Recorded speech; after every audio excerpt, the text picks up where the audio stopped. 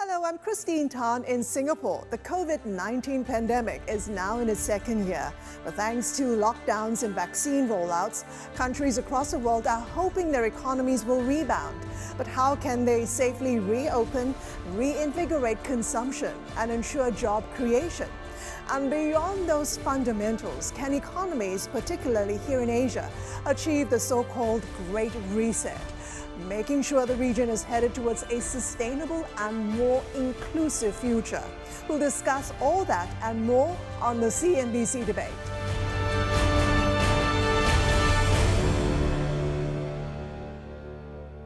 Once again, the annual meeting of the Asian Development Bank is being held virtually. So joining me to discuss the challenges facing the social and economic recovery in the region are Sri Mulyani Indrawati, Finance Minister of Indonesia, Jose Vinyals, Group Chairman of Standard Chartered, and the President of the Asia Development Bank, Matsusugu Asakawa.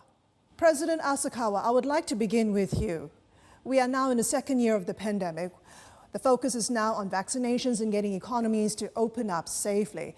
From your observations and discussions with government, how is the region holding up? Yes, thank you, Christina. The health, social and economic impact of this pandemic has been enormous everywhere and also for this region. And if we look at the GDP growth data, developing Asia recorded a negative 0.2% last year in 2020. And it was the very first contraction in the last 60 years. So it was so significant. This year, it is expected to rebound to 7.3%, mainly proved by a stronger recovery of both China and India. But still, this region is facing many downside risks, including first, delayed vaccine rollout, and second, possible new significant outbreaks of pandemic. There are many uncertainties about this pandemic, but there's one thing which is certain to us is that, as a result of this pandemic crisis, the income inequality situation or absolute poverty situation will surely get worsened. And our research suggests that at least 80 million people in this region will be kicked out back to poverty once again due to this pandemic. So that needs to be urgently addressed. So almost every developing member countries, DMCs of ADB, has adopted or enhanced their social protection program to address this poverty issue. That is very good policy orientation. It's very much needed. In order to make this recovery process more sustainable and inclusive, I think what is needed is to have those poor people, those vulnerable people participate in the recovery process, participate in the growth process while securing a high-quality job for them. So we need to invest more and more in human beings. Of course, investment in fiscal infrastructure is one thing, but we should not forget the significance of the investment in human beings, especially in health and the education sector, including establishment of universal health coverage. Mr. President, getting access to that vaccine is now critical. What is ADB doing to help? So right now, it is needed to secure the necessary financing for our DMCs to procure safe and effective vaccines, as well as necessary investment for equitable and efficient vaccine distribution system. So to respond to that kind of request, we launched a new financing scheme called APVAX, which stands for Asia Pacific Vaccine Access Facility, with a total amount of $9 billion. And this facility will take care of two things: to provide necessary financing for DMCs to procure vaccines, and also it will provide necessary resources for investment to establish a sophisticated, reliable vaccine delivery system, like including cold chain storage and transportation.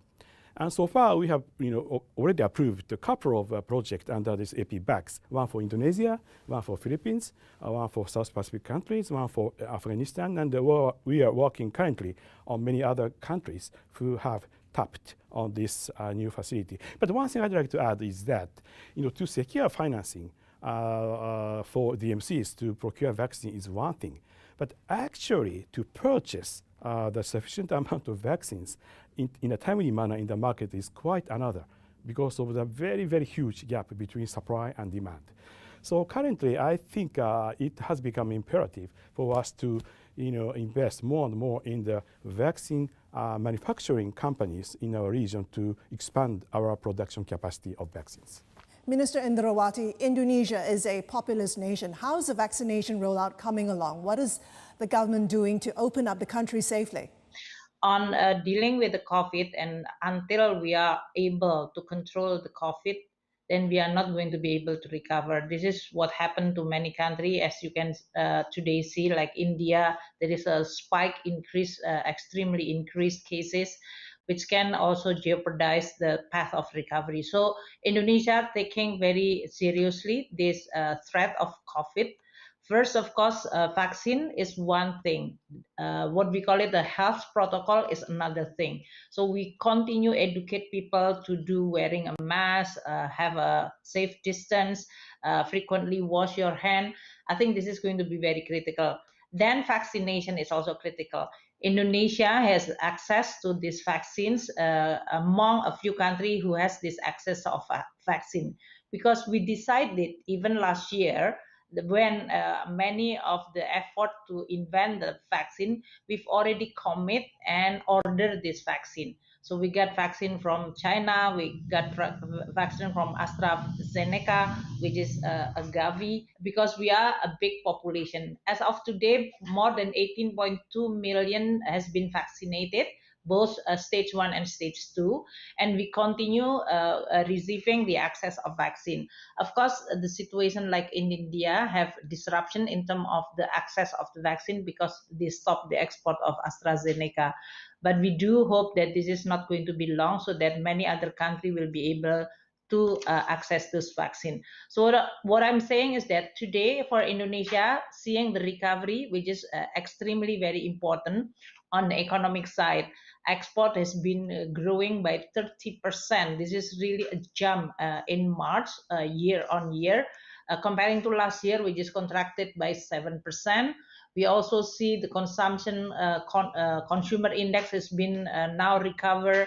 Mobility has been also recover, and we also PMI manufacturer is also recovering at the expansionary zone of 53, above 53. This is the highest since July last year. So we see the very strong recovery, quite accelerated, especially on the first quarter. Then it will be continue on the second quarter.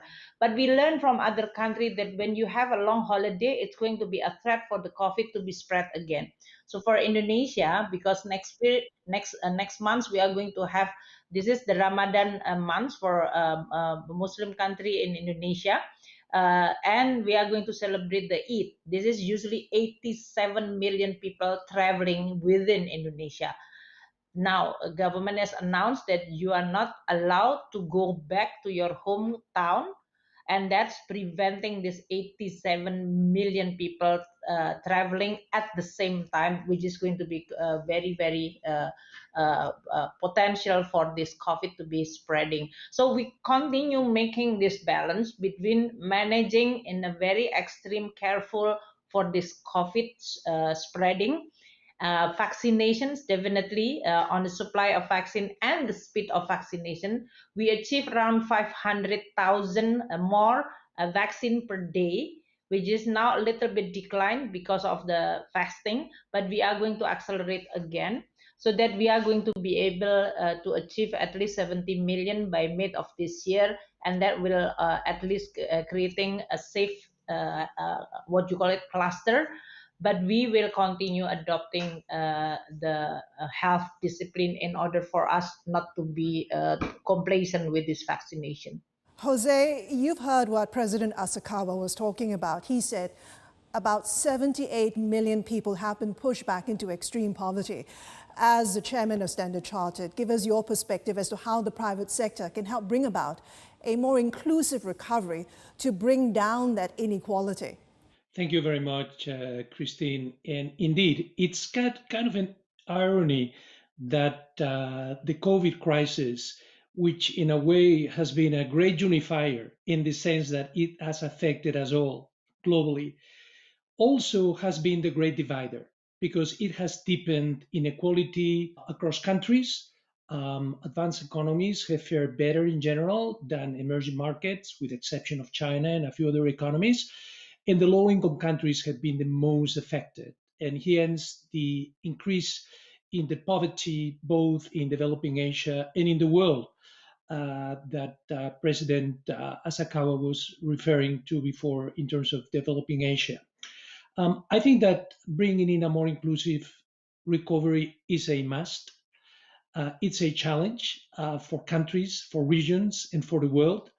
And it requires the joint action of the public sector through well designed policies and also the collaboration of the private sector. And I want to emphasize the importance of the collaboration between the public sector and the private sector. For example, during the pandemic, and I'm going to refer now more to the financial sector. The financial sector and the banking sector in particular was extremely important in channeling the policy support provided by governments and central banks to the economy through the credit channels and by providing moratoria and more flexibility in repayment terms.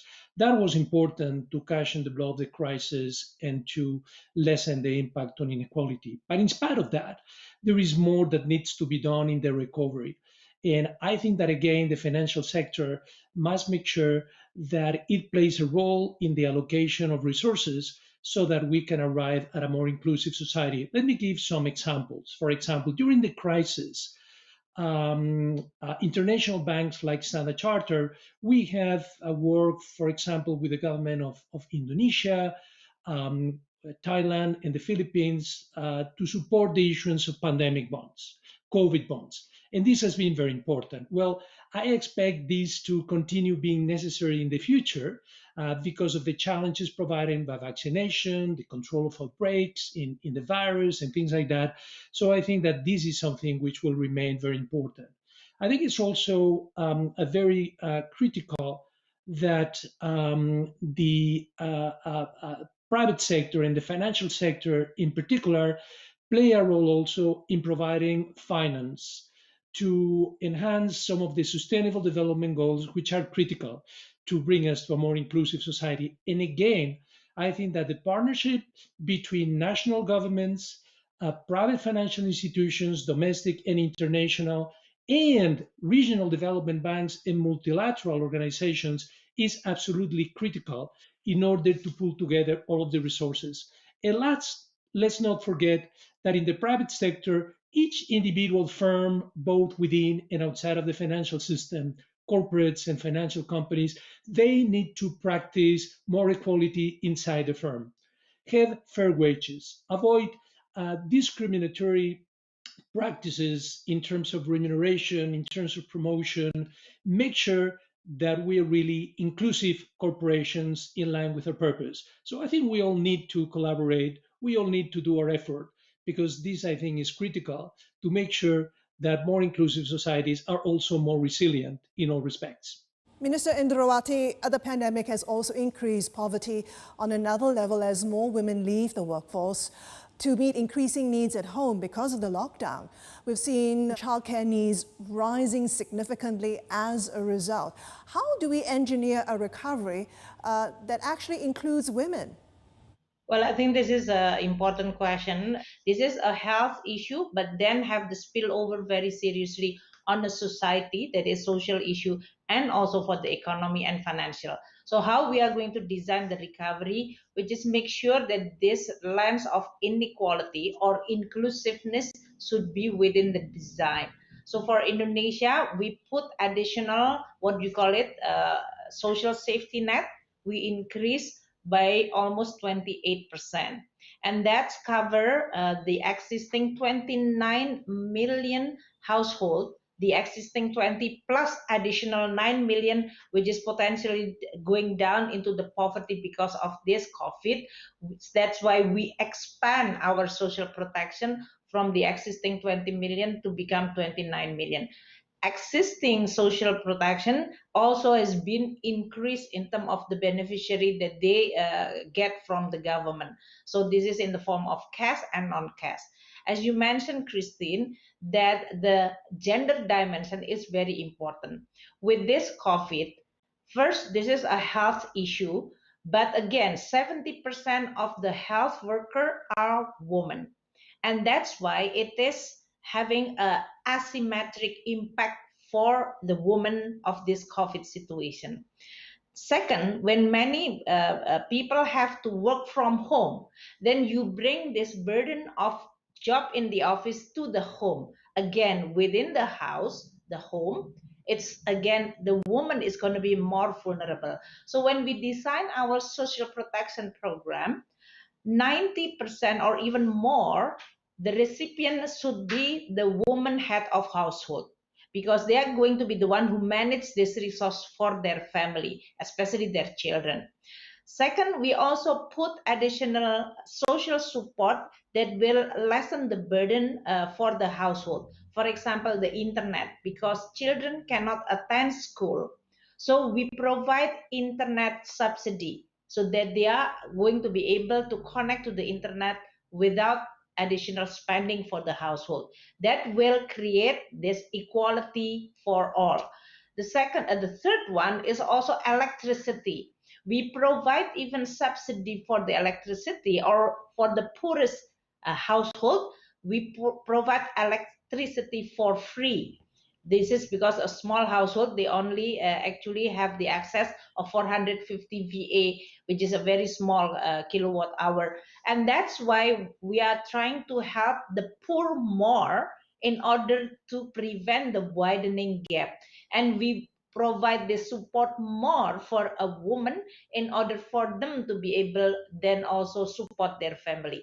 In addition to that, Christine, we also provide, because 62 million small and medium enterprises in Indonesia, majority are also women. So we provide additional support in the form of subsidy of their interest rate.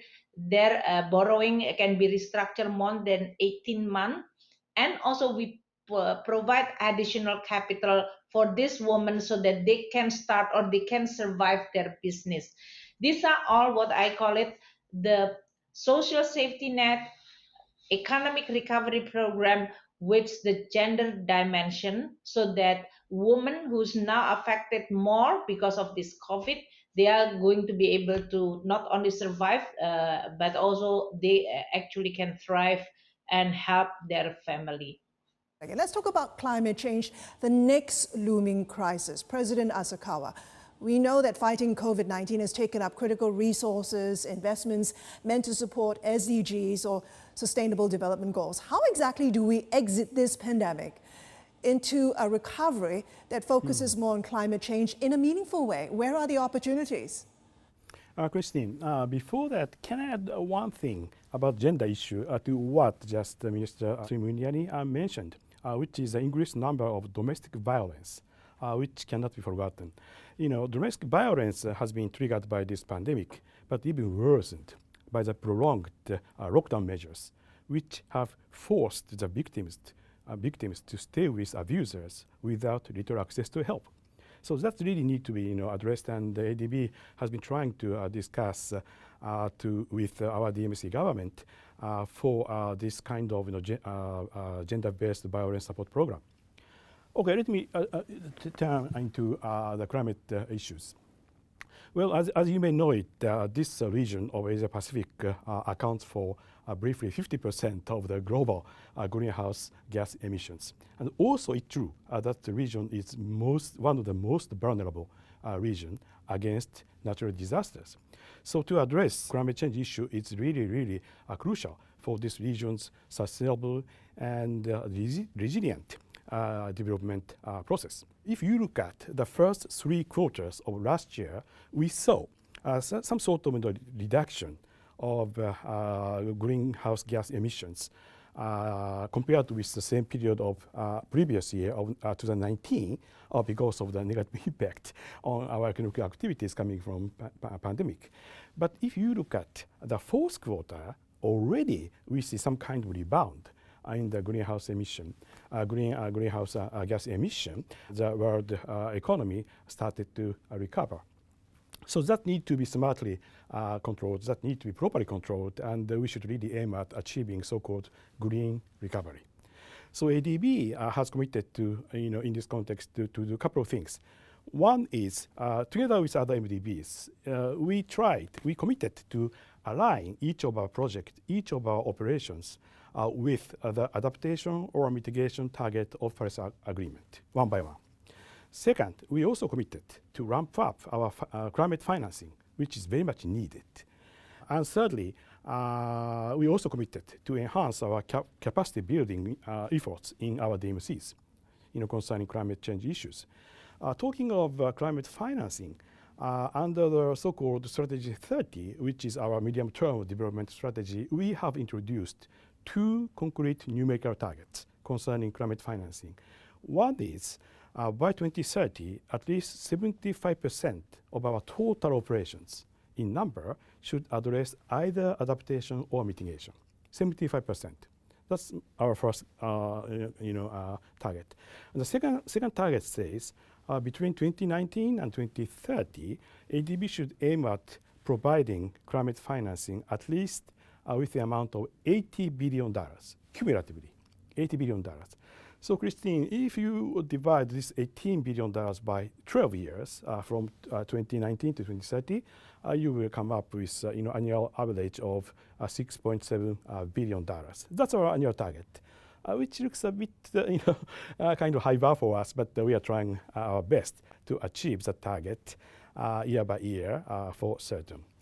Talking of our capacity building efforts in our DMCs, regrettably, so-called NDCs, nationally determined contributions offered by many countries are not consistent with the Paris Agreement in terms of its temperature target of 1.5 degree, 2.0 degree centigrade, and so on. So what we will continuously do is to provide necessary support for our DMCs to encourage them to adopt more aggressive and more well-balanced NDCs. And simultaneously, we'll continuously try to provide our necessary policy advice and resources, whenever appropriate, to make DMC's economic structure less and less dependent on fossil fuels by setting standards and requirements, and also by introducing climate resilient and low carbon modern technologies, such technologies as renewable energy with storage, carbon capture, smart grid, and so on. Minister Indrawati, governments are now so focused on the health, social, and economic implications of COVID-19. Do politicians have the appetite and the will to drive the SDG agenda forward? Well, I think for many politicians to be able to be elected, they really have to care about SDG, because the SDG is all about the people prosperity and the sustainability of the economy, not only our economy, but globally.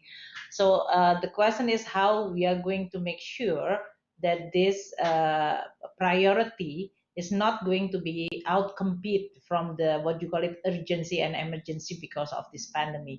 So what we're trying to do within the Indonesia own policy design is how you are going to integrate the climate change, as previously mentioned by President Asakawa, and SDG in our design of addressing the issue of COVID. At the same time, we are strengthening the health system in Indonesia, especially the primary health, which providing a basic services for the people. And then we talk about climate change. I think this is very critical. When we are now in the situation of COVID, we also see that declining activity, which is reflecting in the mobility of the people. That has the consequence. The demand for electricity decline, the mobility decline, mean that people is not going out with their motorcycle or car. Then the air, the quality is becoming improved. I think 6% has been improved. This is great. But economically, it's not really great, because then the economic is actually stuck. So how you are going to make sure that the mobility of the people will not then creating a worsening the air quality or creating this climate change threat. I think this is what we try to do. For Indonesia, within our recovery program, also we allocate resources for labor-intensive activity, which is good because we want to absorb the unemployment due to this COVID. But for the activity which is related to the climate change, for example, like mangrove replanting. Indonesia is an island country. Bigger area of Indonesia is actually sea and ocean, and that's why for us to be able to make sure that the ocean and sea is becoming the absorption of the CO2, that's also related to the mangrove. So that's one just small example how we can design the recovery process with this concern regarding the climate change. I think Indonesia this year has also achieved remarkable declining deforestation. This is the first time Indonesia in the World Resource Institute that we are recognized as a very sharp declining deforestation. This is because in the past 5 years, the government under President Jokowi really establishing a management of the forest in a much more responsible, accountable, transparent way. That's to prevent also the forest fire, which is I think we've been quite successful so far, and we want to maintain that. And at the same time, replanting the forest, which is already maybe suffer from the deforestation in the past. And then on the electricity sector, this is the area which is difficult. President Asakawa mentioned because many of the electricity for a country like Indonesia, in which we have oil, gas, coal, these are all non-renewable, and this is also polluted. So how you are going to transform this existing electricity power into more renewable? That will definitely require a huge investment cost. And also how to retire this one in a non-disruptive way. Now, within Indonesia, again, we still continue try to maintain our national determined commitment, NDC, as mentioned by President Asakawa. This is our Paris Agreement commitment. But as we mentioned in the Paris Agreement, Indonesia can only reduce 29% using our resources, which is currently also very, very heavy burden by this COVID. But we can reduce up to 42% if there is an international support. Unfortunately, until today, the international support of this 100 billion per year has not been delivered. And that's create a shaky commitment for the climate change globally. So we do hope now with the United States now join, and I'm also chairing on the coalition of finance minister addressing the issue of climate change together with my colleague from Finland. We are trying to mobilize all finance ministers to care more about climate change in their agenda, although we know that we are facing so many urgency, so many priority. But climate change is something which is going to be a very near future catastrophic for the world. Jose, let me bring you into this conversation. On the private sector side, there seems to be this huge shift towards ESG, environment, social governance issues as a measure of success. To what extent do you think ESG investing will help to drive resources towards achieving these sustainability goals? I think that the present crisis has shown us how critical it is to be prepared for this sort of existential crisis. And we have been talking about climate change, but there are many other things linked to the Sustainable Development Goals which could get economies and societies into trouble. So we need to move to having much more, not only a recovery which is sustained in economic terms, but also inclusive, as we were discussing beforehand, and also sustainable.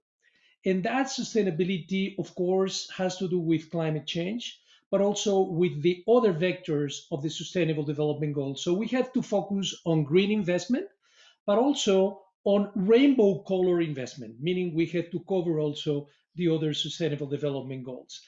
And for that, what we need is not only public resources, but I would say mainly also private resources. The availability of public funds to invest in the Sustainable Development Goals is now much more limited than would have been otherwise the case. In developing Asia, the region was falling behind in the achievement of the Sustainable Development Goals before COVID, and now it's falling even further behind as a result of COVID. So you really need to mobilize resources at pace and scale in order to amount to the trillions which are needed to finance the SDGs. And there, I think there is a great opportunity for the private sector to collaborate with the public sector.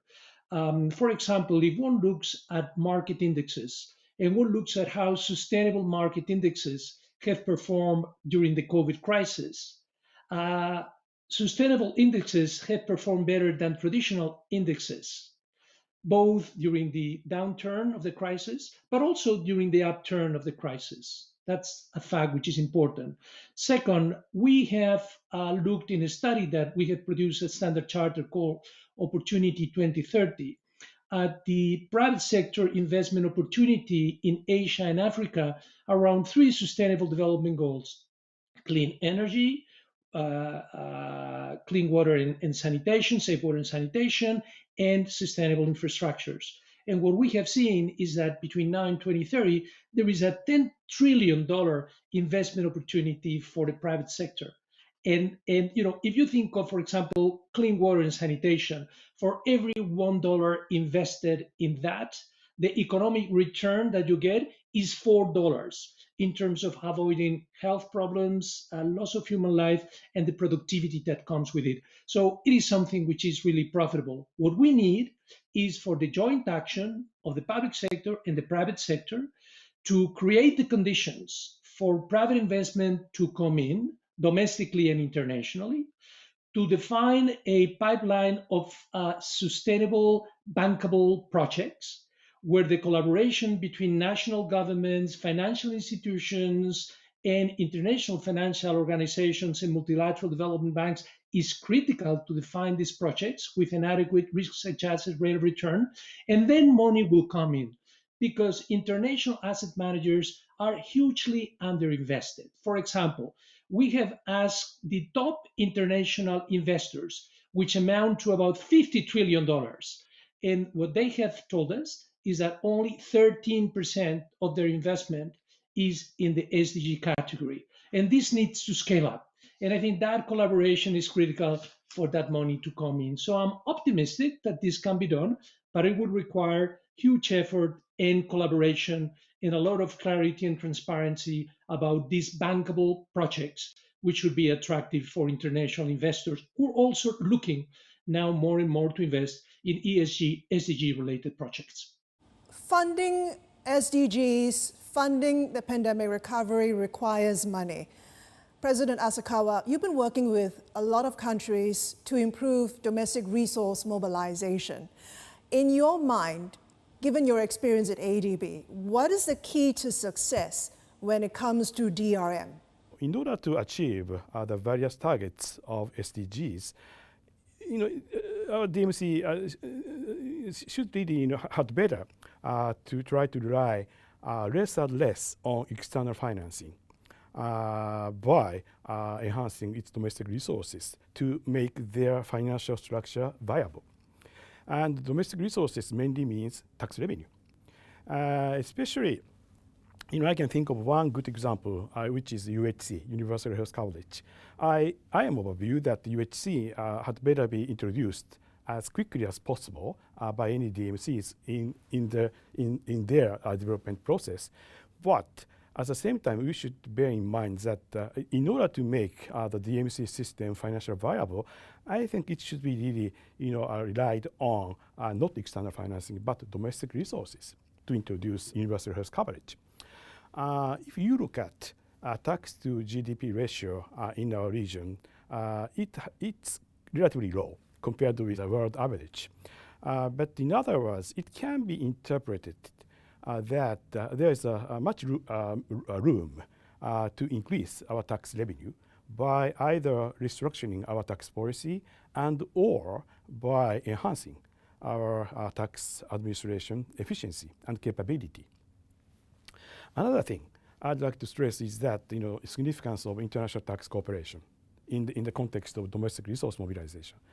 I am of a view that this region of Asia Pacific will continuously attract foreign investment from other parts of the world, which means more and more multinationals are coming in to this region and conduct economic activities and make profit.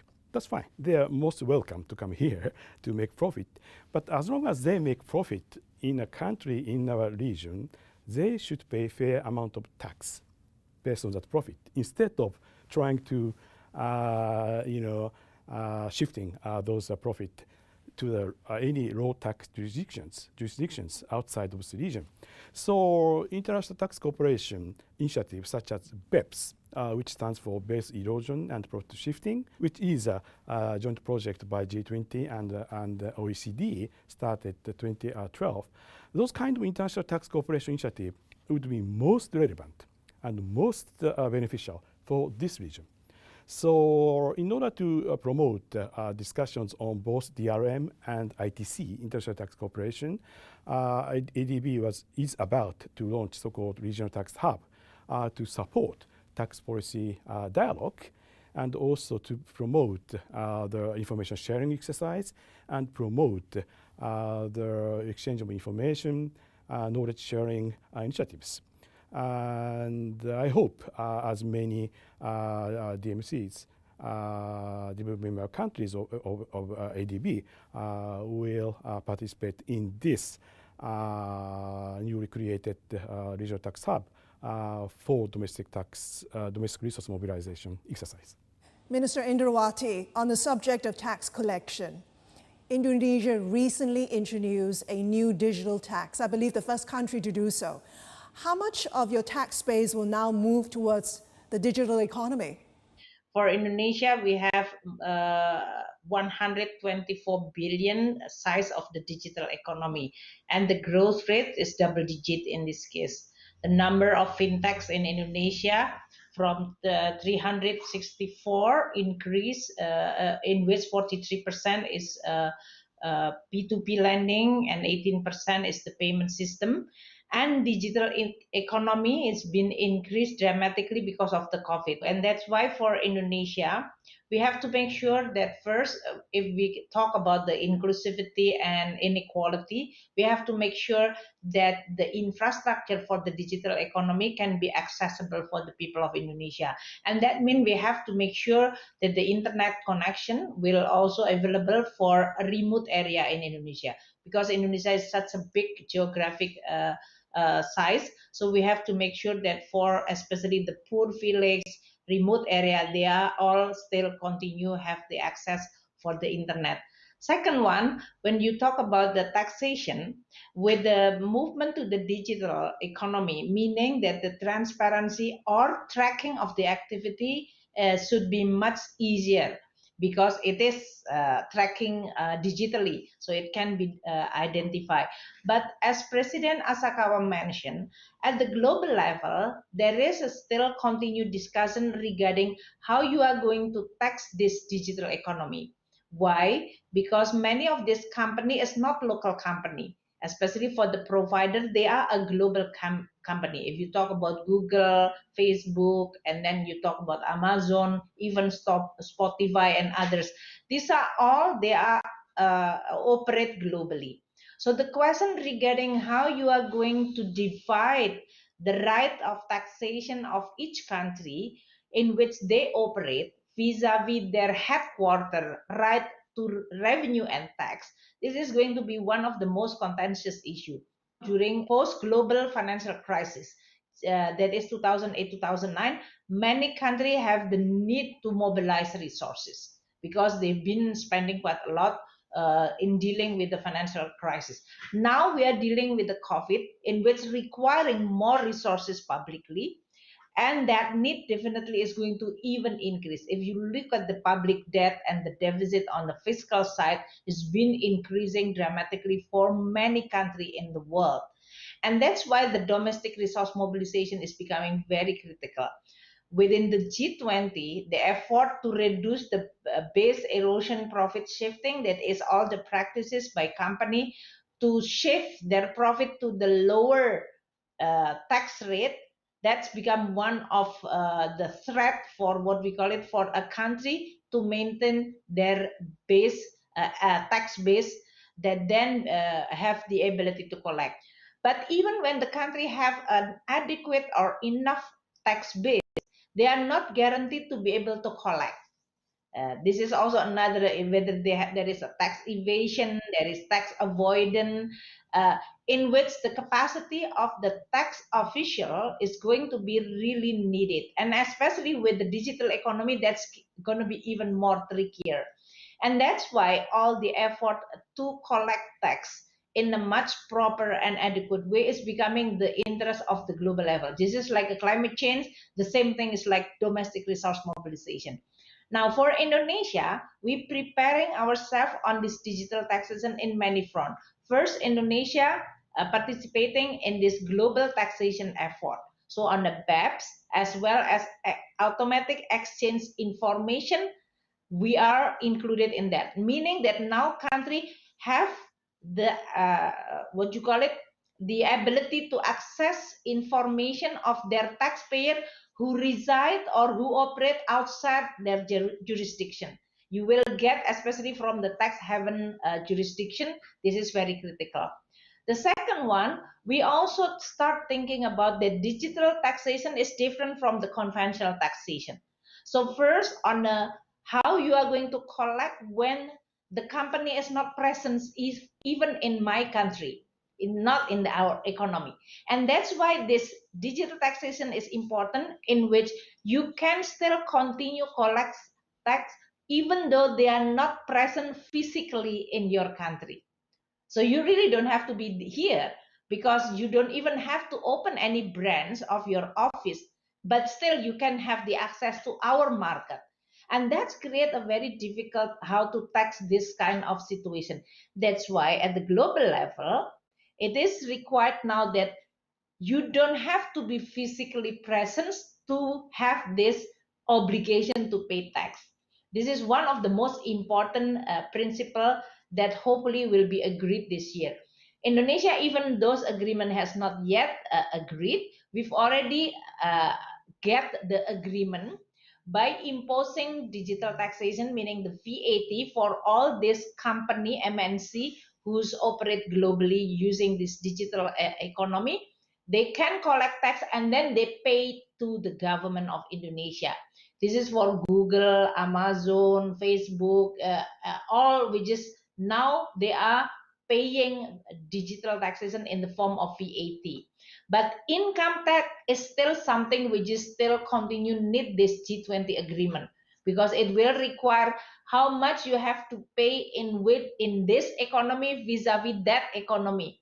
So, because they are operating globally, Christine. So you actually don't know if you get revenue from Indonesia, but who will receive this revenue of this size could be company which is not even present in Indonesia. So this is going to be one of the most important of the discussion on the G20, and we do have a very optimistic projection that this year we are going to be able to achieve agreement, global agreement on how we are going to tax, especially on the income tax, on a digital tax. Jose, you've heard Minister Ndawati, governments are trying to increase their tax revenue. Are your corporate clients bracing to pay more tax in the process because of this need to fund SDGs and this need to fund the pandemic recovery? Well, I think that there is a responsibility on the part of corporate clients to contribute appropriately to their recovery and making sure that it is a sustainable one. So I think that it is for governments to define what is the right tax perimeter, consistent with the domestic resource mobilization objectives that President Asakawa was mentioning before. And corporates need to obey the law and pay their fair share of taxes. Beyond that, I do think that the purpose of corporations means that they need to go beyond that, and that they need to do whatever it's needed in order to make sure that they make their money in a way which is consistent with the social goals in the Great Reset that we have before us. And just to give an example, we committed during the COVID pandemic $1 billion funds that we earmarked to finance at cost companies which were fighting COVID by the production of medical supplies, etc. This is something that needs to continue now on the part of financial institutions to finance things like, vaccines and things like that. So I do believe that in addition to pay taxes, which is a legal obligation, the responsibility, the social responsibility of firms means that we can go beyond that. And every firm can interpret this mandate in a different way according to their resources and their capacities. But I think that this is something that needs to complement the tax efforts. Let's talk more about technology, President Asakawa. The pandemic has redefined how everybody lives, works, and operates. It's also sped up digital transformation. What will the new normal look like? How do we position ourselves smartly in the new post-COVID world? COVID-19 pandemic has really accelerated the transition to digitalization. Last year, only in 1 year, we saw so many things happening in every aspect of our lives, like work from home, e-banking, e-commerce, telemedicine, and so on, which would normally take years to happen. It just happened in 1 year. But one thing, Christine, I think we need to be careful is that if we really would like to make our recovery path, development path, more inclusive and sustainable by utilizing these modern technologies, we definitely need to address the digital divide issue. Digital divide needs to be definitely reduced.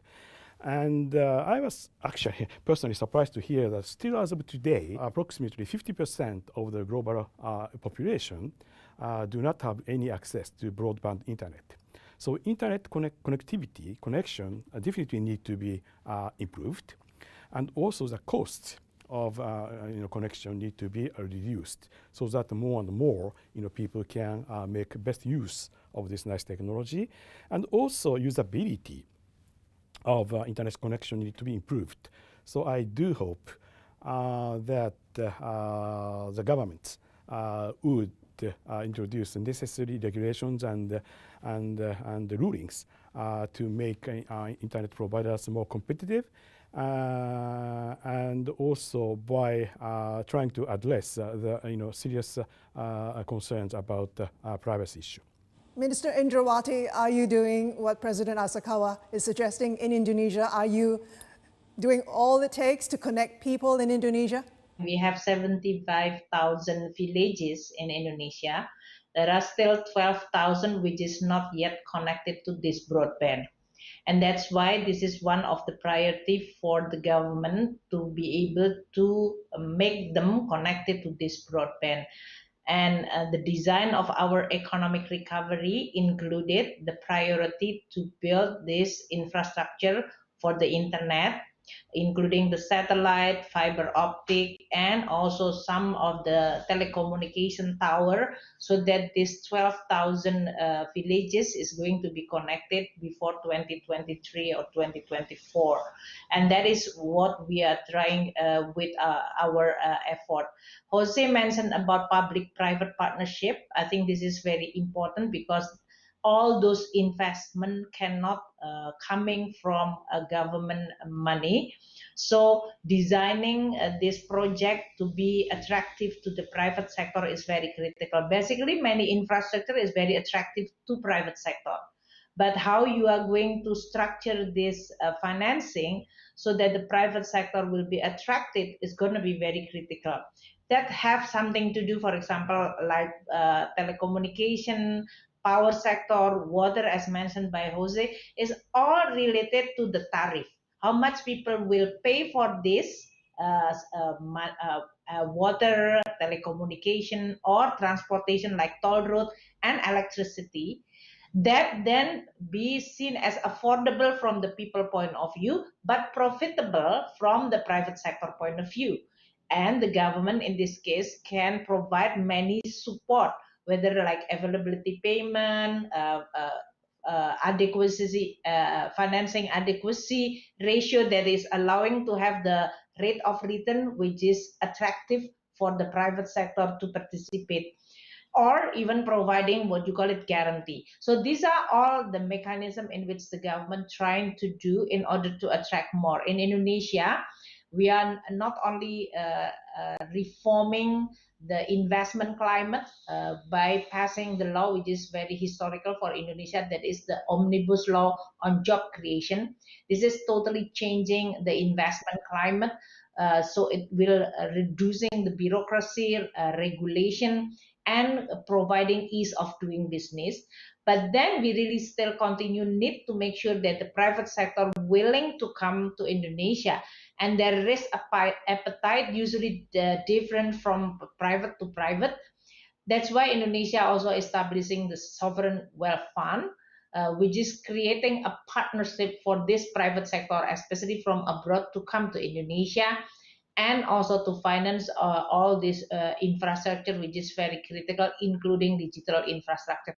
And that's why the question now for many finance minister in the world is how you are going to juggle between the emergency immediate need like COVID related spending with more medium long term, which we know that this is going to be needed, and in which the private sector have the appetite, but they are not yet matched with the appetite of risk and the existing reach of the country. So we really have to address this issue in order for us to be able to mobilize funding from the private sector, whether this is related to the SDG or any public-private partnership for the infrastructure development, which is, I think, that's going to be very critical.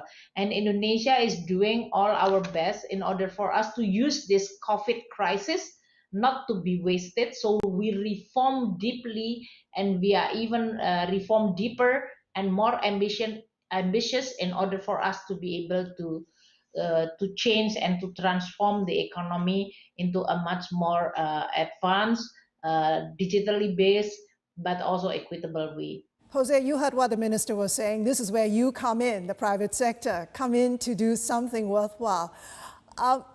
Do you see the pivot happening? This digital transformation, how big a role do you see the private sector playing? I think it's major, and it was happening already before the crisis, and it has accelerated significantly during the crisis. Nowadays, for companies, particularly large companies, unless you have a big digital infrastructure, you're going to be in trouble. And if you think of banking and international banks in particular, where the competition for big techs is so important, you really need to make sure that you have second to none digital infrastructures in order to provide your clients with the best possible services. For instance, we have committed between now and the end of 24 to facilitate funding for up to $40 billion projects of sustainable infrastructures, in addition to other $35 billion money for clean energy. And in terms of digital, to give some examples of what our digital infrastructures have been doing in the last couple of years, we have just a few months ago started a digital bank in Hong Kong to complement our digital operations and reach to other clients. We have established in Indonesia a partnership with one of the largest e-commerce players in order to be able to provide banking as a service to many million customers. And in India, for example, we have established a digital platform to provide not only financing, but also all kinds of services to small and medium-sized enterprises, which, by the way, are critical to support in order to make sure that the recovery is inclusive. Because at the end of the day, small and medium-sized enterprises, we know, provide the bulk of the jobs in economies. So digital infrastructures are critical, very strongly on them, both from the point of view of our own operations, helping finance, also some of these critical infrastructures that are key for a better and more sustainable recovery. And finally, shaping this great reset here in Asia, what are some of the important things to keep in mind as we emerge from this pandemic crisis? Minister Indrawati, maybe I can start with you. Well, I think COVID has really changed dramatically the way people interact, not only on the economic side, as we can see that the trend to the digitalization is happening, but also on education, health, social, and that is going to be a totally world that we are going to see post-COVID. And that is something which we need to anticipate and to transform. In addition to that, we also see there is a big challenge which globally we are all facing, like the climate change challenge and the commitment to create more prosperity, which is equally shared by many countries and people in the world. And so within that kind of what we call it a reset, what we are thinking about what we need to go from here, how we are going from this situation to the future. I think this will require quite a lot of discussion among policymaker with the private sector and many stakeholders. What is the thinking, of course, that in order to have a shared prosperity and more equality, then all countries need to have what you call it the basic services and basic infrastructure. And then the second one, human capital is the most important asset for any country to have. And that's why investing in human capital is going to be very important. Education is the same, but how you are going to deliver the learning and the lesson for all our children, there will be maybe a different way to teach them, given that now we have this digital platform, digital technology and infrastructure. So the same education but delivery is going to be different. It may be more effective, less maybe interactive physical interaction, but it can be also at the same time providing the right knowledge for the children to then thrive in this near future. And then health. I think health is also very critical. The telemedicine, as President Asakawa mentioned, this is going to be an area which is very critical because, like Indonesia, I can see that many islands, which is still very remote, they don't have any access to the specialist doctor, but now they can consult with all their general practitioner to consult with the specialist which is providing them a coach or guidance. So these are all what we call it a leap forward, but at the same time resetting what the business process which we are all familiar with, but now have to be changed for the better. The last thing, which is for the great reset to happen, is of course the governance. Whether this is corporate governance, government governance, and this is public sector governance, or global governance, because we are not yet actually have this consistency as well as principle of governance, which is required for us to be able to interact in a more what you call it respectable way and then sustainable way.